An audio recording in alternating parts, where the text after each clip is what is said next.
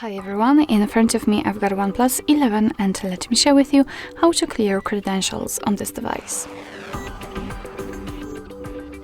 So first of all we have to enter the settings and then we have to scroll until we will find the password and security. Now we have to enter the system security and let's scroll down to find credential storage. As you can see, it will be in the last section.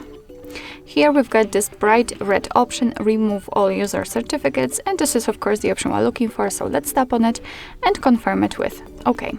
As you can see, the credential storage has been erased successfully. What's more, here we've got another evidence, we just cannot tap on this option again.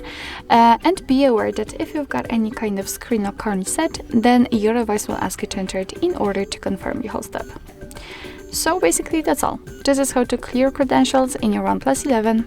Thank you so much for watching. I hope that this video was helpful, and if it was, please hit the subscribe button and leave the thumbs up.